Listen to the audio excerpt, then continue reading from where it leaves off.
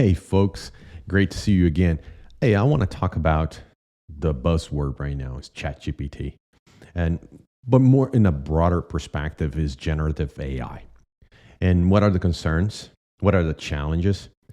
And what can you do about it at this point? If you are in a corporation, you need to create a policy around that, or some type of guidance, some type of white paper. What are you going to do about it? What are you going to focus on? So that's what I want to talk about it here today.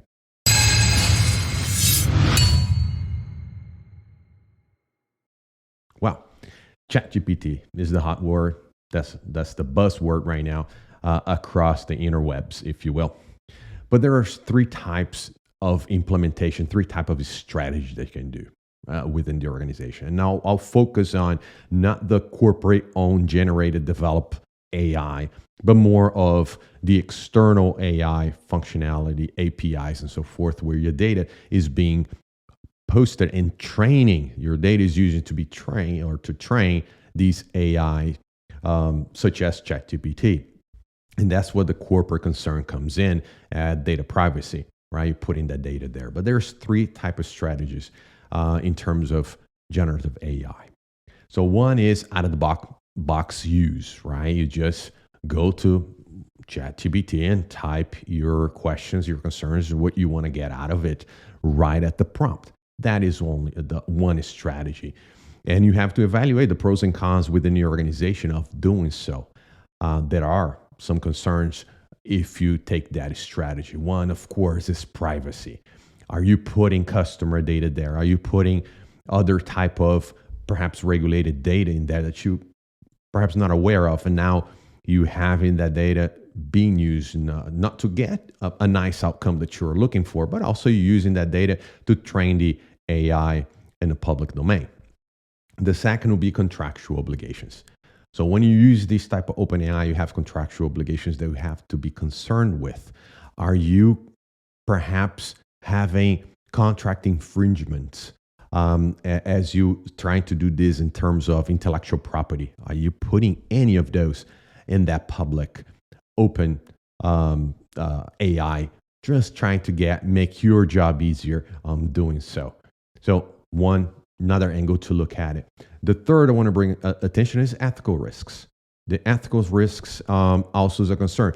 Let's say you are a professional bound to ethics. Let's say you are a doctor, an MD, or an attorney that is bound to a certain ethics to perform his or her profession, and that you cannot use ChatGPT, for example, if you're an attorney, to defend your client.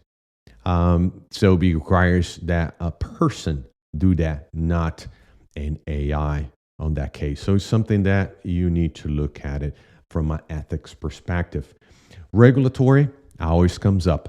You need to pay attention that anything you put in there that generate an output, perhaps the regulation require you to log that process or not, and you're not going to have access to those logs. It's going to be outside on a public AI service. Quality and output issues. These are data that is generated in these AI, ChatGPT being the keyword that we're talking about here, are learning systems that learn from data that is on the internet. And now you and I know that not everything on the internet is true. So and that is learning from. So you might have some output issues that perhaps the AI could not generate or understand the logic and provide you bad data. Now today, as of today, so March 16, we had ChatGPT 4.0 coming out, and that is a little more advanced. That perhaps it can solve some of those problems, but even OpenAI admit themselves that errors will occur as the technology advances.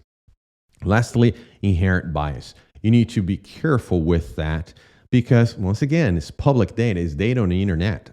Inherent bias will be there in the language. It is out there if you Google. And that data is being consumed by the open AI such as ChatGPT and generating that information. And if you're using inside your organization, for example, you have to be careful if you're using for recruitment. Let's say your HR is using for recruitment. You have to, certain states require you to disclose your recruitment strategies, your recruitment process, and that you will have to disclose that you're using this open AI that is external to your organization, either directly on a prompt or using an API. But those hiring practices will have to be disclosed, and that you need to understand what the local laws are for those. Those are just a few areas that you need to be concerned with, that you need to address as an organization on your policy, so that is clear for the entire organization what are your concerns are. Well, that's the use out of the box. The second use is more specialized use. You use, once again, you continue using that open API, that open AI into your system, but now you train that to be focused, and the outputs will be focused on your organization, on your data. Now, they will get better results that are pertinent to your organization, pertinent to what you're looking for. And there are, and I will not mention anyone here because I don't want to endorse anything. However, there are Chrome plugins that provide that service that you can download on your Chrome. And when you log into ChatGPT, it creates that environment where it's just a click and go that you can create SEO messages and blogs and so forth. That is what I'm talking about, that you can create to your organization. But even though get that pertinent output, you are putting your critical and your restricted and your confidential information out of your boundaries and out of your control. The third and last way and strategy that you can implement AI in your organization is basically use a custom module. And that basically, we are not talking about ChatGPT at this point. You basically create your own AI within your organization. The challenges with that is you need to have the manpower, you need to have the knowledge, you have the resources, you have the funding to make that happen. But that would be the most conservative way to do. You have complete control of the outcomes, the end product, and of course, control of your information.